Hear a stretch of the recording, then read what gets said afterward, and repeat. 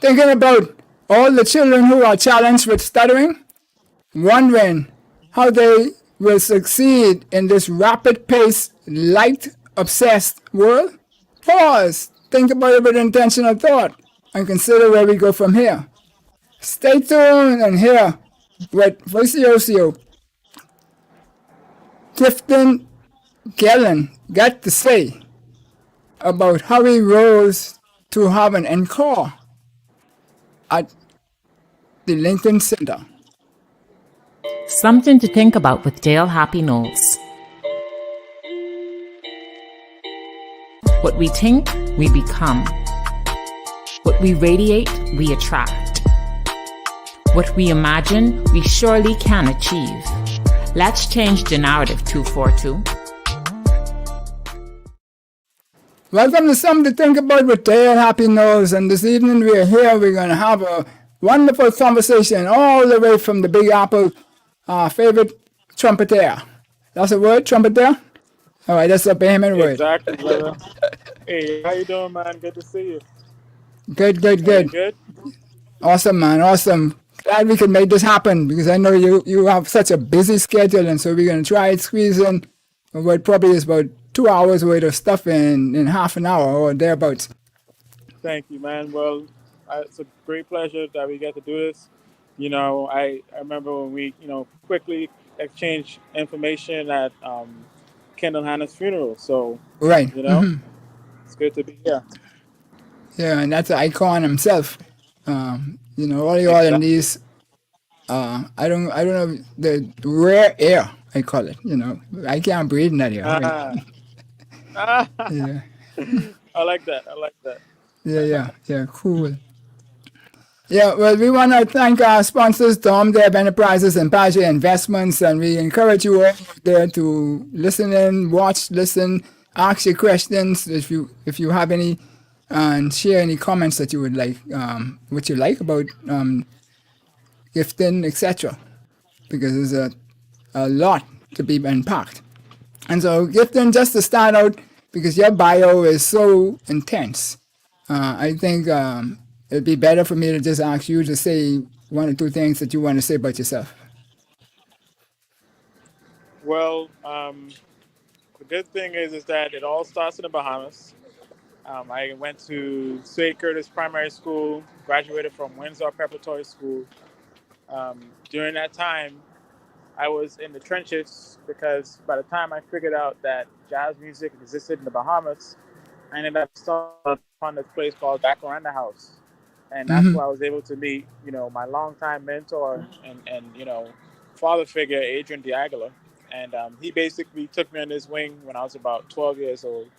And, the rest was history, from me kind of working with him. I was the young guy in the band, and he would take me to all the gigs, even though I look young and even though people might be looking over funny, when they pass. But the good thing was that I was getting some real, real musical experience, like, gigging experience, which is very important because I think that's sort of the proving grounds to being able to come into a global scene like New York and be able to hold your own.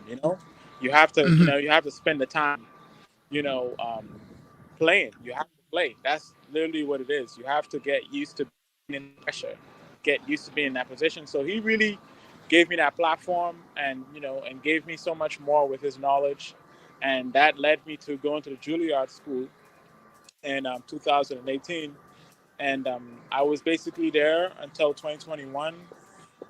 My career basically, really grew from me going to Juilliard and some of the network of people that I sort of, sort of cross paths with. A lot of those people are names like Wynton Marsalis, Roy Hargrove, Nicholas Payton, and the list goes on, right? And I'm just super grateful that, I was in the right place at the right time, and that I was curious enough to want to learn more. And I think that's kind of what got me this far. Right. Awesome. Well, we want you to continue to do well, and I'm sure people, if you want to see or learn a lot more about Giveton, you can go on the pages and look on the post, and I have the bios, short bio there. That's I think that's just abbreviated version because this guy is moving all the time, and so that bio keeps growing and growing and growing. You know.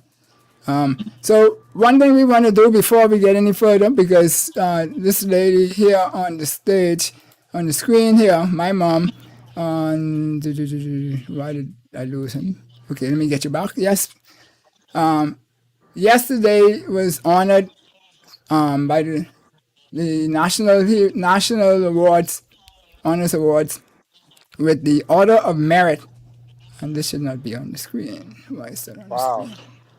Yes. Wow, man. That's beautiful. Yeah. Yes, and so Congrats to her. she, all of those good things, we send out all our love to her and so forth. Absolutely. Cool. All right, so Giveton, Hey. you mentioned Adrian, and we call him AD, from Small, so forth. Exactly. But I have to ask you this question first and foremost before I forget. He asked me to ask you, where's his cashews? You don't know about the Where's cashews. it? What? It's cashews. Oh.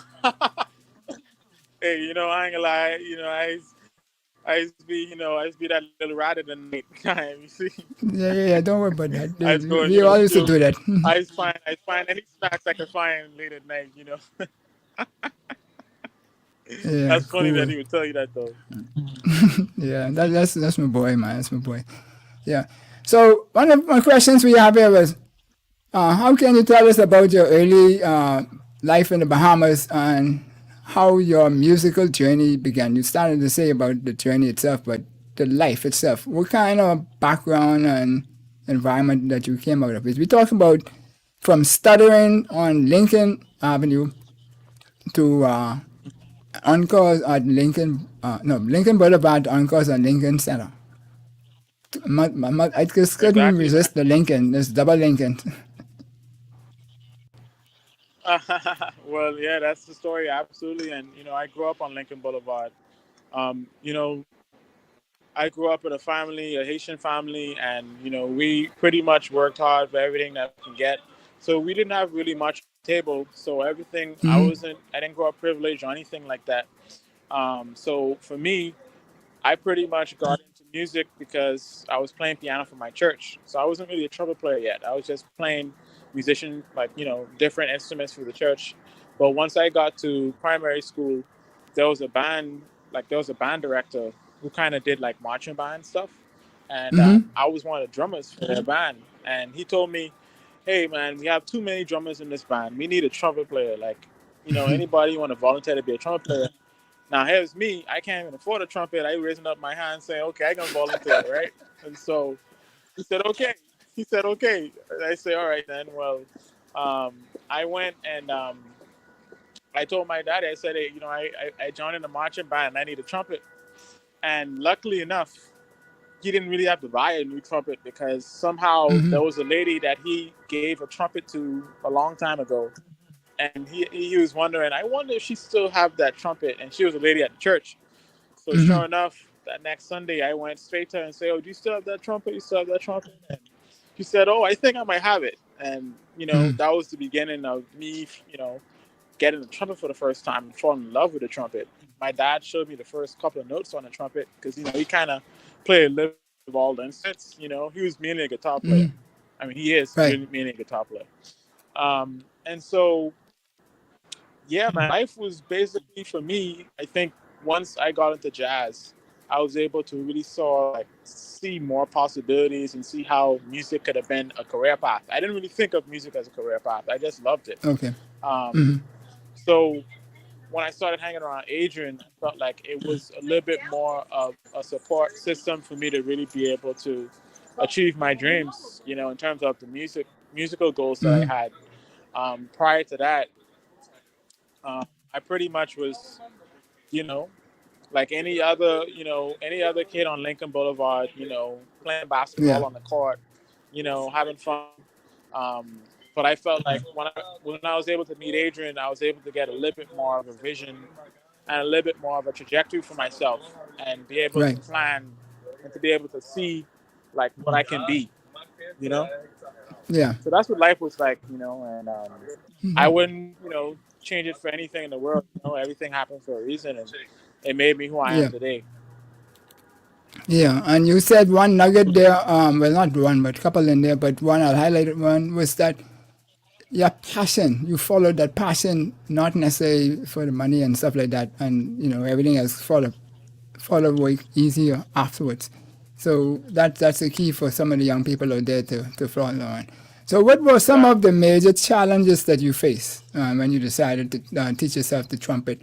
Because let me let you answer that first before I say that, please. Go ahead.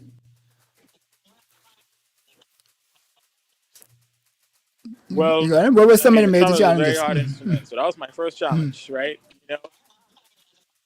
I mean, trumpet, trying to learn trumpet on your own, not really having like a real teacher, because Adrian's a bass player, right? So he's not really Right. a trumpet player.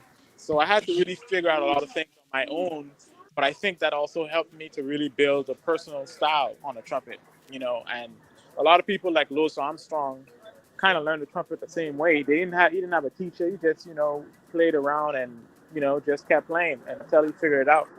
And the other challenges for me was trying to basically get out into New York City. So pretty much for a good portion of my life, I didn't really have a visa. So I couldn't really go to New York or go hear a lot of my heroes. So, all the people that I was looking up on YouTube, for a long time, I kind of thought it was impossible because my parents didn't have visas at the time, and we needed visas to go to the United States. And it wasn't until I met Adrian, and Adrian was able to get us to go to a summer program in New York, and that was my first time leaving the Bahamas. And that very first trip, I was able to meet Wynton Marsalis, who's like one of my biggest heroes. So that was one of my biggest challenges, is the fact that I couldn't even meet these guys in person because of my like sort of Situation. my immigration sort of status. Yeah. So I pretty much had basically how to do it is first for Bahamians that were born here with Haitian parents, you have to wait until you're 18 to be able to get your Bahamian passport, right? So I wasn't able to really do much with the document that I had. So that's why I think it was, a lot of people might not realize it, but that was a big challenge for me. I didn't really travel as much.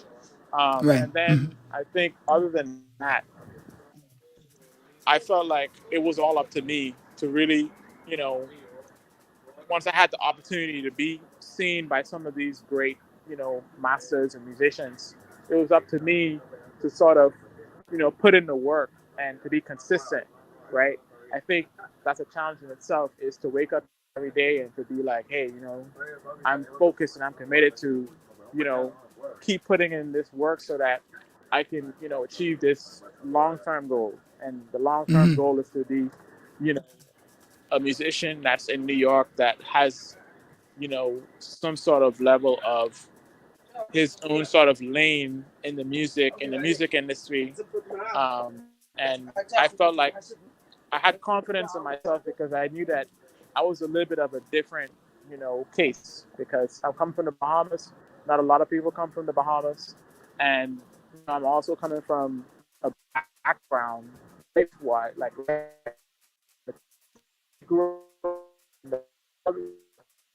so I grew up seeing all type of stuff, violence, just being in that environment. You just kind of learn and you grow up differently, and so you kind of have we a little bit tough, in terms of our will and our mental fortitude. You know what I'm saying? So that to me being in New York, I said, oh, if all I got to do is practice, and and you make sure that I'm on my P's and Q's, I was willing to do that. And those were probably the challenges that I was able to consistently, day by day, sort of conquer and, become more, sort of known within the New York circuit. Yeah. Cool. Well, you know, what I was about to say earlier was that my cousin Shelter. Yeah. I know you met Shelter because you know I think he thinks the world of you. But the Yes, sir. he started to learn by himself also, and he was a child. And I don't know what your schooling was like for you, but he was a child who, or is a child who, when he was in early schools, they didn't. Oh, this internet crap out of him. Yes, so you're watching something to think about with Dale Happy Knowles, and we have Giveton Gelin on the line on the show streaming from New York City. And so he's back with us now, and we will continue on with the show. So, Giveton, what I was saying was that Shelter, the school felt that he couldn't make it, right? Kind of thing. He was not a bright student, this, that, all kind of excuses that they gave us. And I didn't buy into it. My mom didn't buy into it. A number of people didn't buy into it.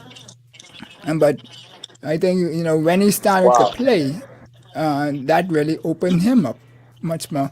But really and truly what was happening was the teachers were not communicating in language that he could identify with, right? Because he's gone on to higher schools now and performing exceptionally well there also.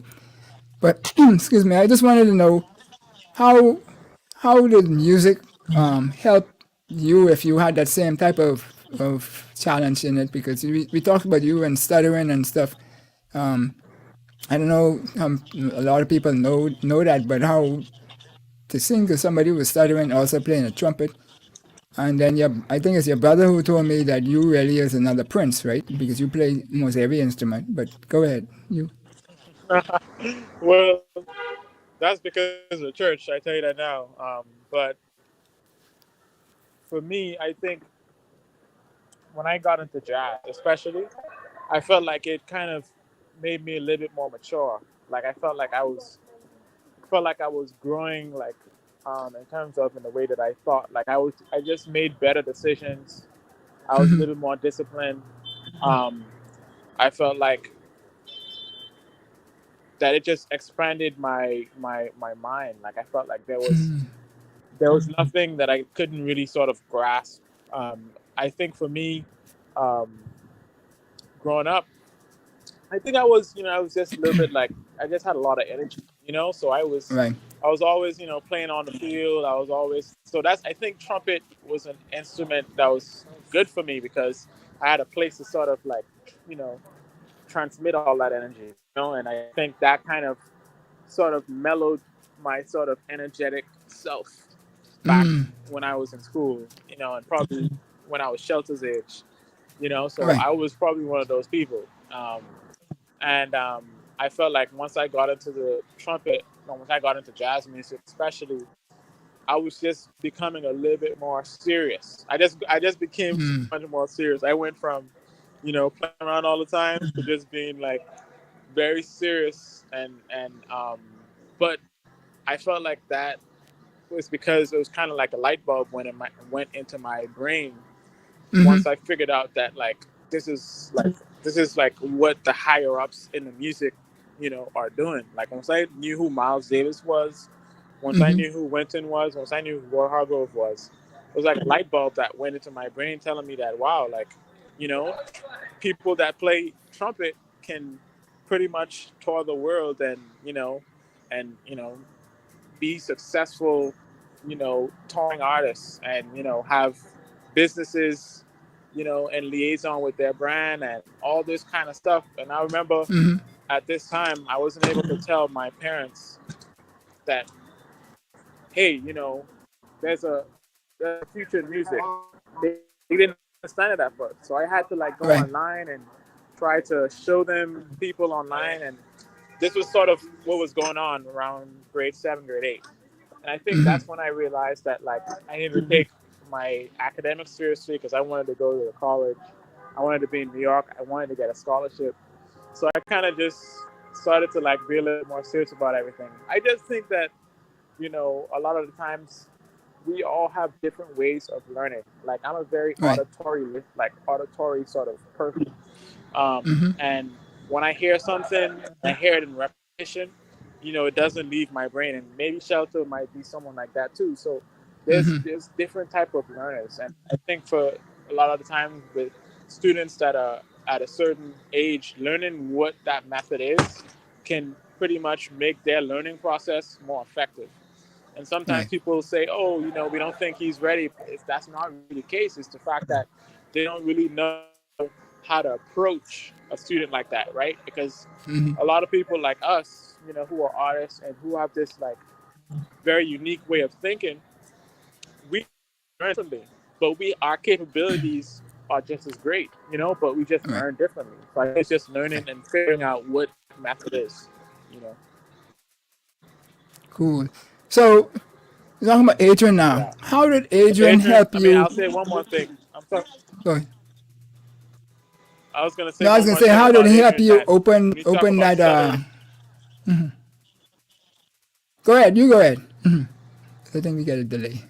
I think it's connected to what you're about to ask me, but how Adrian helped me was he just, in a lot of ways, just like called me out every time, when I was, stuttering or like putting together, sentences that didn't really make sense, stuff like that, I felt like helped me. And that's how I learned too. So with repetition. And so it definitely kind of like helped me be aware of it, and started reading more books. And so yeah, he was definitely helpful in that kind of way. And then he was able to get me to go to Windsor Preparatory School, Miss Lisa McCartney.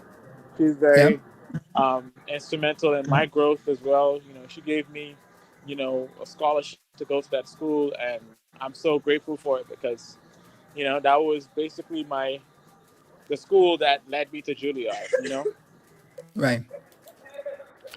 Cool. And that leads right into the question where I had next, which was what was the experience in transitioning from the Bahamas to go into prestigious institutions like Oberlin and Conservatory and the Juilliard School of Music.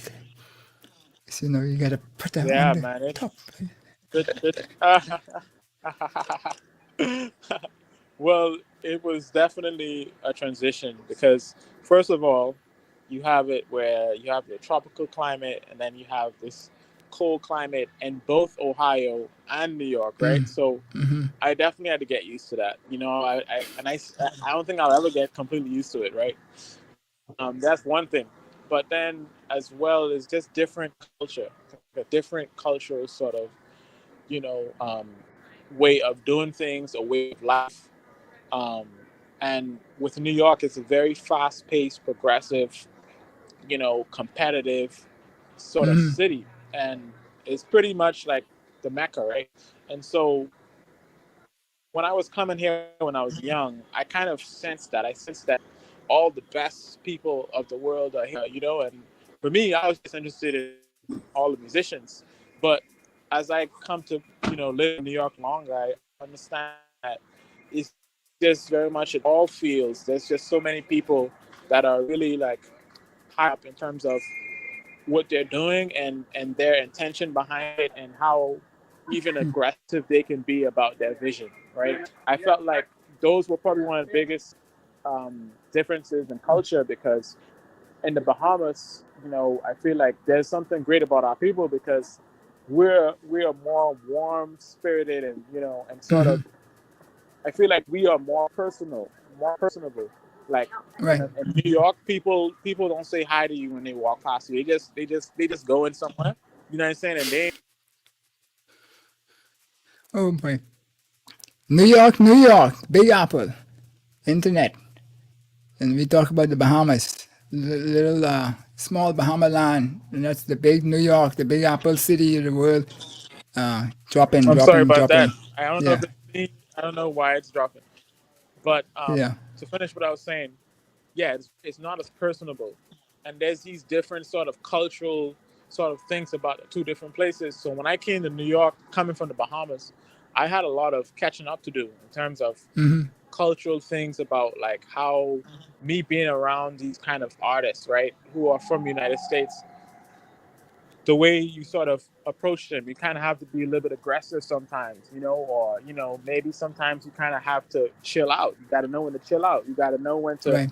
you know, just these little social sort of, you know, cues that you kind of have to pick up on. And trust me, you're gonna fall on your feet. I felt, you know, I mean, I fell on my face a bunch of times. Adrian, and it, you know, has always told me he's fell on his face when he first came to New York, and it's a learning curve. But that's part of the learning the, you know, sort of the way it works here in New York. And I felt like that was the transitioning thing for me. Is learning that the cultural aspect of how America, you know, works, and then I think also just being just being very forceful because it's very competitive. I think that in the Bahamas there's more space for community, right? There's more space for people to, you know, share, you know, even though, you know, there might be egos here and there, but it's not like Right. how New York is, where it's almost like, you know, if you ain't hanging with us, you're gonna drown, kind of thing, you know. And Yep. they ain't gonna, you know, look to help you up either. So it's a little Yep. different in terms of how it works there, and that's part of the reason why I feel like um, they're two different things. And I think that I can't be in both places for too long because you know, I can't be in New York for too long because this place, imagine it's like a rat race, you know, like like the wheels, you know, where the rat is Yeah. running the whole time. It's almost like that kind of thing in New York. And if you know, you don't want to experience that forever. That's why a lot of them come to the Bahamas. And that's for me the same reason why when I come to the Bahamas, it's like a balance. They balance out Right. each other for me.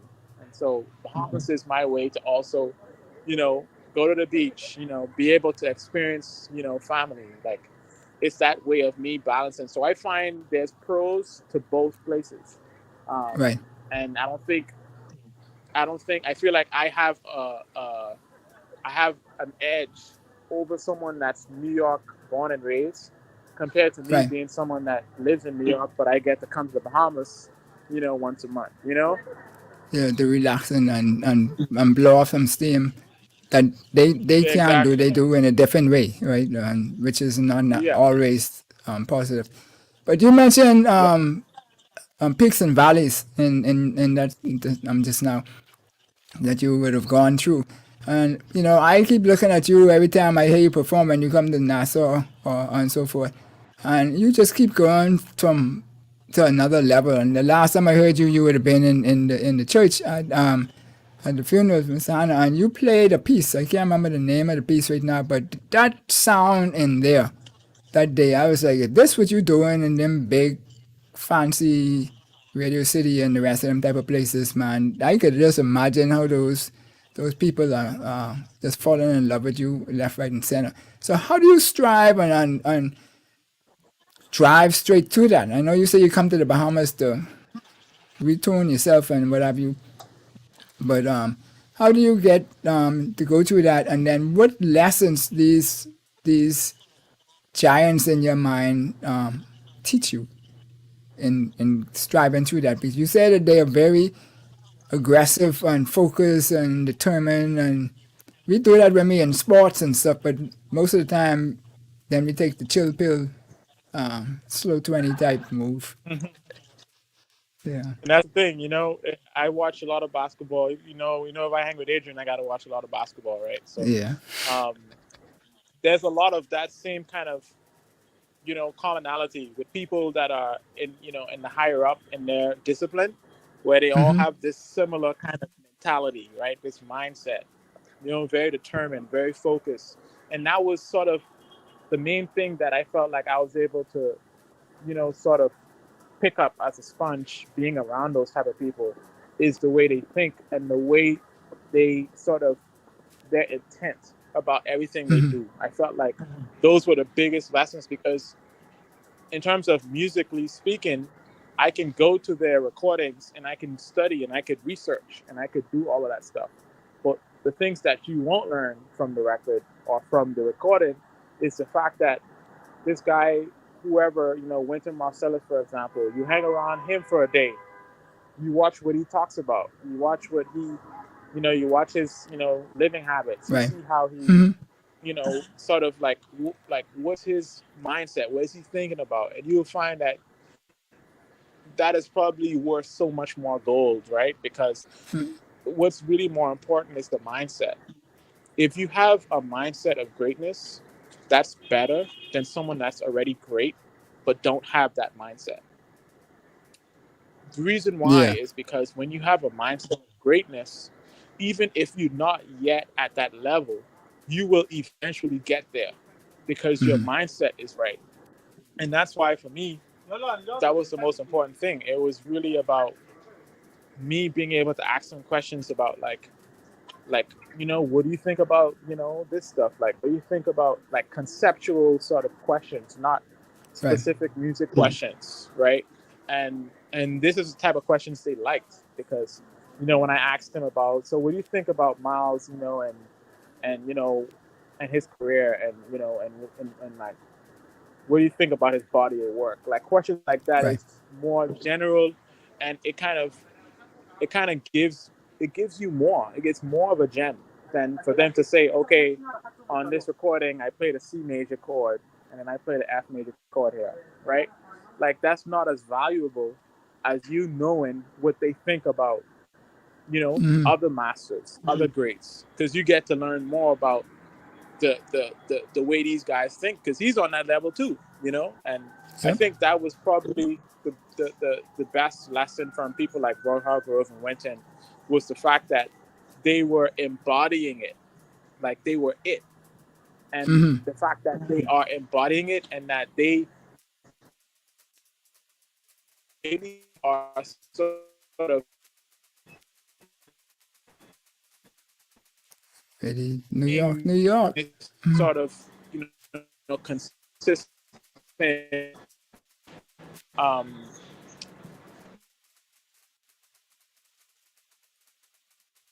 Yeah.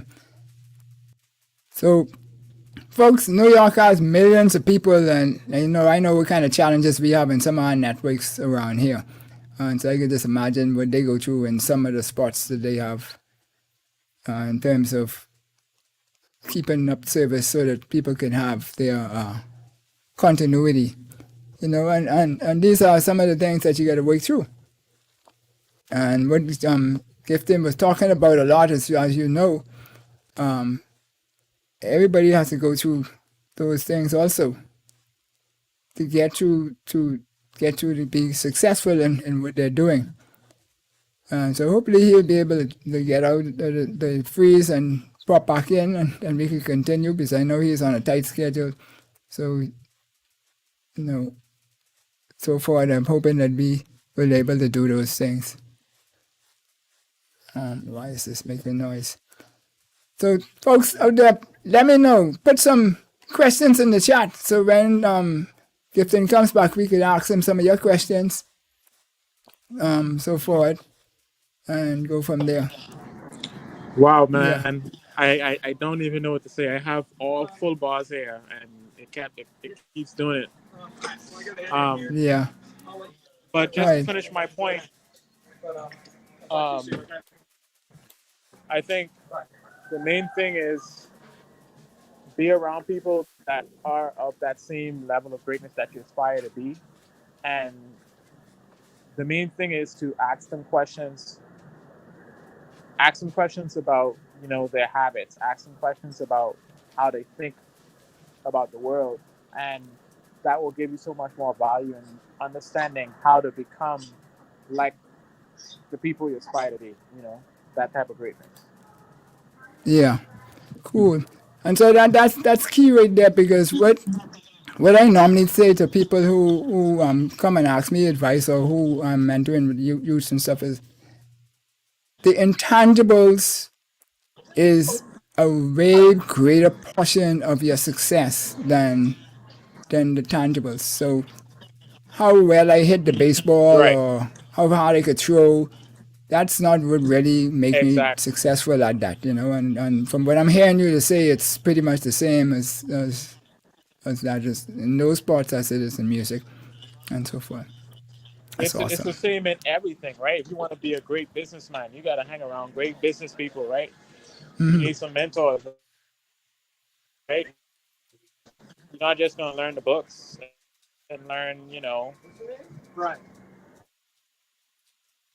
Cool. Just like, you know, business 101. You got to also be able to talk to people that have real business experience, um, and our thing in life.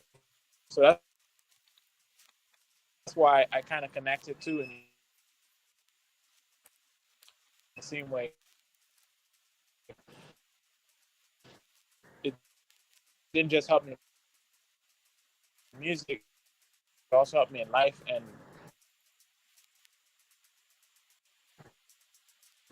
and me wanting to achieve things, you know, in my entire life, that I think that with this sort of mindset. Yeah, you keep going into the tunnel. That's what I call it, the tunnel thing, when it just start distorting and what have you. Yeah, cool. So, folks, we apologize for the service that Giveton is getting up there, but you know, it's a determined fellow, and he keeps popping back in, which is good because we get to be blessed with his presence. Hey Awesome. man, I'm sorry that I don't know why, but we'll figure it out next time for sure. But for right now, Yeah, I'll yeah, try to make sure I come in as soon as possible. cool. So, partly the question on the table is what focus kept you focused on going through these difficult times that you found in your journey. I think what kept me focused is the fact that I was inspired every day by the people that I was listening to, the people that I aspired to sound like, or the people that I aspired to be like. I was listening to them. I was watching them on YouTube. I was looking at them all the time. I basically, you know, I was immersed in it. Right. So for me, that was enough inspiration, no matter how difficult it was, right? And for me, I felt like the reward was far greater than the difficulty, you know. So Right. that's how I was able Cool. to keep going because it didn't at a certain point it doesn't feel like work per se, you know. It feels like, I'm figuring it out and I'm getting closer to it, and it's exciting because every day I'm getting closer to it. It's almost like when you work out and you see you getting some body, some Right. body mass, you see you making some gains, and you look at yourself in the mirror and you start, turning around, looking at yourself, you say, oh wow, I better keep going, Yep. Yep. Yep. Don't stop now. Yeah. Yeah. So Cool. same thing. Cool. Well, like I mentioned earlier, we just celebrated National Heroes Day, and so the question that we have on you is, who are some of the Bahamian heroes or figures that you look up to? That's a great question, man. I think when you talk about Bahamian figures, there are a lot of people growing up that I felt like who I was able to see online or see from, from the school system, public school system. Like, I remember first time um, I heard of Timothy Gibson, the national anthem. I just think the national anthem is just a great piece of work, man. I think that the national anthem is like, out of all national anthems out there, it's really beautiful and it's very well written. Like, I think what he did with that was very exemplary, and I think as I also grew to learn music more and understand more about music, I even appreciate it more, right? So, and I was already into music by the time I knew about Timothy Gibson. So he's one of those people, I would say. Slendon Pending, Slendon Pendling. I think he's one of the people that also, growing up, you see him all the time in the history books. I felt like that was just a natural, sort of thing to, look up to him because he was the first to really, bring independence and to create, this sort of liberation and freedom for people that were, in the Bahamas and also wanting to create their own future. I felt like that was very powerful, and it wasn't even that long ago. And I felt like back then, you kind of put that together. You kind of put together that this is a growing country, and wow, like we're doing so well so far, right? When you talk about more music, I would say once I come to like learn more about some of the heroes like Ronnie Butler, like great songwriting, right? People like Sweet Emily, great songwriting. Like, and there's certain things that I like about each one of them. Like, and this is when you just talk about like Joseph Spence, right? There are a few of them that just really stand out, and those are people that I think a lot of people that we know these names, but I think we should go back and listen to some of those interviews, right? Listen to some of those the music they made, because it's inspiring, and I remember I was able to stumble upon one of the interviews of Celine Pendling, and it made sense why he was able to sort of bridge these two worlds, right? And learning more about history and learning about the British Empire and how they sort of dominated, just so many, parts of the world, and the fact that, how we got our independence. I mean, I think it's not really easy feat to also keep the relationship and also like create some level of relationship where you still sort of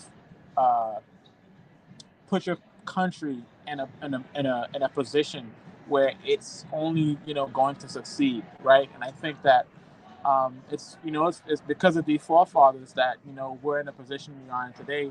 And I think as we continue on, you see so much of the fruits of a lot of the work that a lot of these forefathers did for us. But yeah, I mean, I don't want to drag that conversation even longer, but I just think that like the Bahamas is a very unique place, and it's kind of remarkable like what we've been able to achieve being such a small place when it comes to like the world map.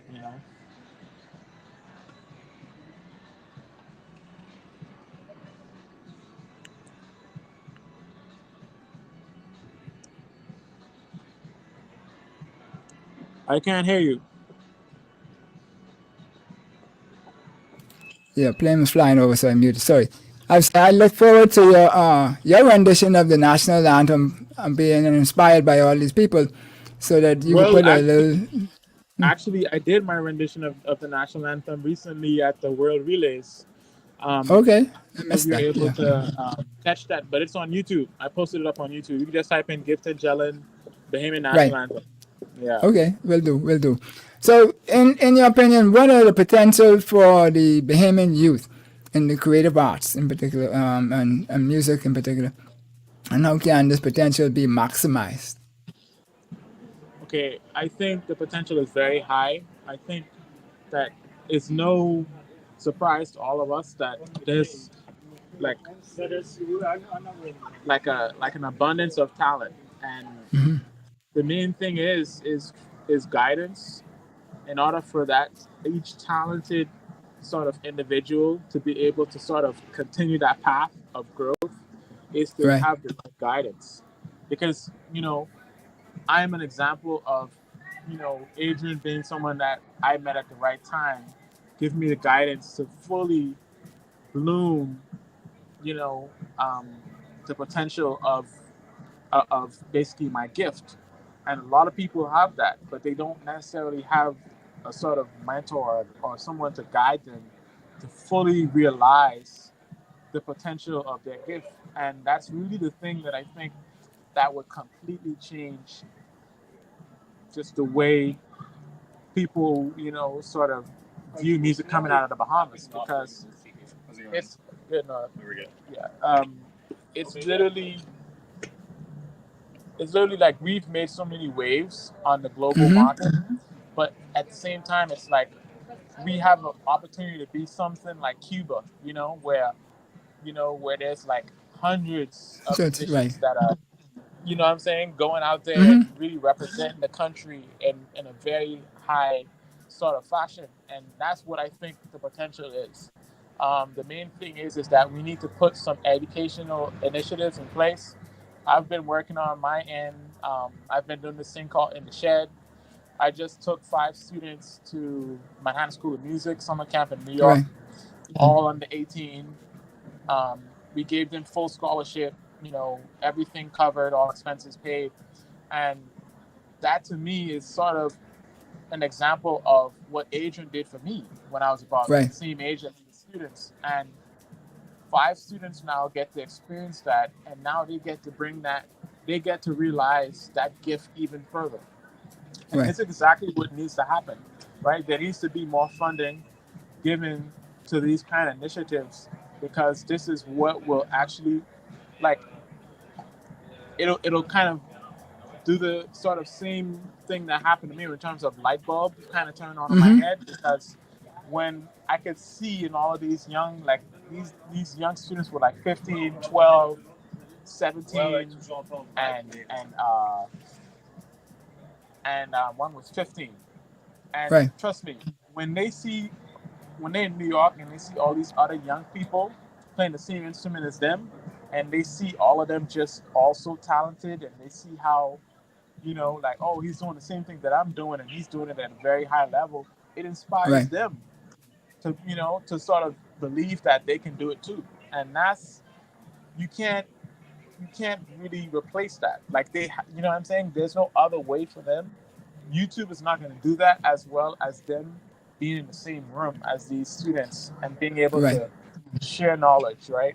So those are some of the things that I think can really change the trajectory and help us see even more of a influx of artists coming from the Bahamas that are, sort of making waves, in the global sort of market. Yeah, and so and you talk about that, and I draw similar to baseball, which I grew up in. Baseball is not the easiest sport to play. People think it's easy, but it's not. Trust me. And so it's a harder road for somebody, but in music and the rest, which you could be individualized, individualized, and be creative and find your own niche, which people will like and draw and love you for it. Then when we look at this, what would you tell the youth, particularly those in with backgrounds of underprivileged, etc., to help them find their way and to move in the directions that you would have moved to the successes that you have? The main thing I would tell them is to know that anything is truly possible. And at this point in time, similar to when I was growing up, there's the internet.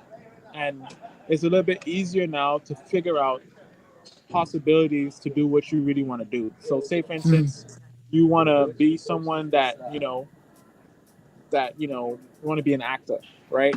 Right. You go and research, and you go and look up on Google, acting opportunities. And, you go and look and you find certain online options where you can send in a video, and that person can get that video and they can see your talent, and they might want to fly you from the Bahamas to wherever they are so that they can shoot you because you do have that talent. So a lot of people, and this is for people that obviously have that talent and have been working on their craft. So it's the same with music. And I would say in terms of building and understanding, when you're trying to get better at your craft, you have to go and search and look for the best of the actual craft. So I it's one of the first things. Yeah, it's one of the first things that you do, right? You have to look and find who are the best at what I want to do. Once you figure that out, look at those people and take them as role models and imitate what they're doing and study it. If you do that, that's going to put you already in a different sort of uh, position than someone Right. that just have the dream but don't want to put in that type of work.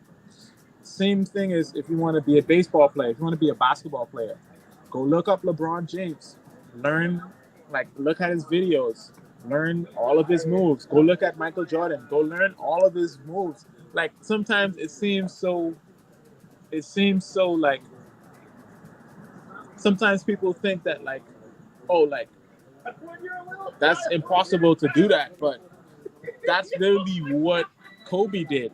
Kobe Right. went and learned every Michael Jordan move, and you see the video face to face with both of them, and it's identical because that's really what it takes. There's no backdoor. There's no other way to do it. If you really want to do something, you're gonna have to really put in. Like you basically have to compete against the people that have put in the most work. Basically, that's literally what this whole thing is about. This whole thing is all about, and the work can be like you can quantify it and say if it's something you love to do, that makes it even more attainable. That makes this kind of this mountain of a feat more attainable because you love it. You love it already.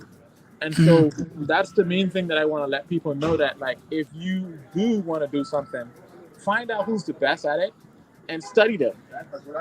Like study everything they do, because you don't want to leave anything to chance, right?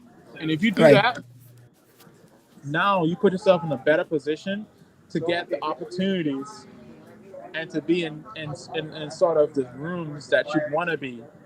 And that's where the research also comes in with finding opportunities. And internet is basically the way to find opportunities. You don't have to be in New York to get a New York gig. You know what I'm saying? You don't Yep. have to be in New York. You could just make videos online and people from New York find you. You understand? So Yep. it's that kind of thing where it's like it's possible, but are you willing to do the work? That's really what it all comes down to. And if Yeah. you are willing to do that, the awards will be great. Awesome. Yeah. Yeah. Cool. Well, I know we promised you to let you go to your structured life that keeps you running all the time. I don't know. Do you run miles and stuff, or just move to get from gig to gig and I think by walking, I probably walk miles because you gotta walk everywhere in New York. But no, I don't necessarily, but I should though. But yeah, it's definitely a fast-paced lifestyle, and so I just try to do as much as I can. yeah. So then tell me, would it be beneficial for somebody wanting, aspiring to study jazz or other genres than what they may be liking, so that they could learn the different nuances, I would think, of it, or even Jonkanu, and what could be done to improve Jonkanu, get involved in Jonkanu, and different Bahamian music. What would be your thoughts on that in relation? If they want to, the question is if they want to. So if the importance of studying all these different things, the jazz, the Jonkanu, the Bahamian music, and how will that help them develop their craft even better, more? I think the more you know, the better. You can never lose. The Okay. more you know, the better. That's why I was saying, to me, I'm in a unique situation because I grew up hearing Bahamian music. I grew up listening to Haitian music. I grew up playing in the gospel church. I grew up playing all the hymns. I grew up, this is all different types of music now we're talking, right? Because I basically hearing the music from school. I'm hearing the music from church. I'm hearing the music, from Jonkanu. I'm hearing the music from also the popular music popular musical artists of the generation in terms of Right. us young people, Right. who they like to listen to. So I was getting all this sort of music coming at me from all these different directions, and that's what I think gave me a palette to be able to have an individual sort of voice. And that's what an individual voice is your experience. All your Right. experiences, all your musical experiences is going to all create your musical voice. And so that's why I think the more you know, the better. So I say learn the jungle music, learn the Bahamian music, learn the jazz music. Obviously, I think jazz sometimes people say, yeah, it's a little bit tough. It can be, I'm not gonna lie, but it also can help you learn a lot more too. Because jazz, it kind of helps you build your ear, and the ears, how with church musicians they have good ears, they can follow a singer. Like that same kind of thing is exactly what jazz is. But we're not just following a singer; we're following, a certain type of musical form, and that's the part of the music that gets a little bit more complex. But if you can do that, it's almost like if I can lift 200 pounds, like I can lift, not to say that something that's 200 pounds is not as good as something that's 150 pounds, 100 Right. pounds. But in terms of complexities, I look at pop music and even like Jamaican music, some of the Bahamian music, like there's a little bit more, there's just a little bit more like vibe. It's not more about form, it's more about vibe, right? And the vibe is more about the groove, right? And about how it feels. And Right. that's what I mean about it doesn't mean that jazz is necessarily better because they have different purpose. But the reason why if you can learn jazz, you might be able to learn something like Bahamian music quicker is because jazz is a little bit more complex when it comes to the form in terms of like there's a lot more going on musically. Right. So now you have built your taste buds or you have built your appetite to be able to, you know, eat, something that is less calories. So, and that's what I kind of think for people that want to be people that can learn all these different styles. Learning jazz, you shouldn't look at it as something that you should be discouraged about. You should be excited because that's only going to help you to learn more. Awesome. Yeah. Well, I asked you a lot of questions now, and so before we go, I want you to say whatever you want to say to the general public out there, and particularly the youth, that we may not have covered that you would wish them to know. Well, for me, I think it's all about, having a dream and writing it down and being consistent about that dream. And that's the interesting thing too is that once you are consistent about bringing that dream into the reality, you're gonna outwill everything else, and that's really the key. It's like when you can outwill everybody, that's really the key. Like, what makes Michael Jordan win a game is not because he was a great, skillful player. It was because he was able to outwill everybody. In terms of, it also took a team for him to be able to do Right. that, yes. But Michael Jordan is not coming to a game thinking that he's going to lose, right? So it's that like sort of mentality and that sort of way you think that's going to affect how it's going to affect your results. The way you think is going to affect your results. So my main thing is outwill everything around you so that your dream become reality. I Right. have an album coming out next year called Island Dreamer, and it's basically the same idea. We have songs like Persevere and you know, and it's basically all about what we're talking about here. And yeah, I just say for all the young people that are out there, make sure you check it out because I think it's also catered to the Bahamian people as well. It's not just a jazz album. Right. It's catered to it's for the people. So yeah. That's all I think I gotta say. Awesome. You know, I came home from school some years ago, and one of my main goals was to have a jazz club. And so I'm not there yet, so at some point in time, we got to make that happen somehow. Hey, man, I completely support that idea, and, you know, I hope it comes to light as well. And, you know, obviously, you know, you already know where Adrian's at, you know where I'm at. Yep. Mm-hmm. All right. That's half it right there. So thank you kindly. You enjoy. Don't watch those fast walkers now, because they will walk on your foot, knock you down, everything. I know, but no, you. Exactly. Yeah. See, that's why I got to come to the Bahamas every once in a while. Keep your head straight. All right. Thanks a lot, man. Yes, yeah. Good. No problem, sir. Right. You've been watching something to think about with Dale Happy Knowles, and we've had the mighty virtuoso himself, Mr. Giveton Gelin, on the show, and you heard him talk about his journey and all the great things that he's able to accomplish, and people he's met, and how he used them to leverage them to keep his focus and direction where he's going. And he had his mentor and Adrian to start with, and some other ones along the way. And folks, find your niche, learn as much as you can, and just go ahead and make yourself marketable, and the people will come and looking. Basically, that's what he was saying, that once you put the content out there and you have something to offer, people will find you. So work hard, prepare, stay focused, and what I would say is stay away from people who want to pull you back. Just keep going forward. The next week, when we be back here on the same bat channel, same part time. Enjoy.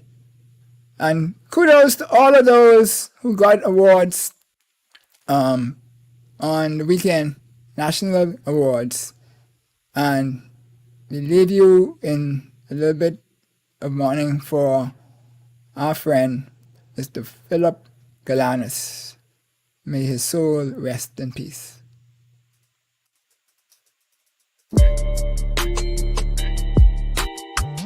Enjoyed the show? Then subscribe to us for more educational and inspirational content. Ring the bell so you never miss a show. Let's change the narrative, 242.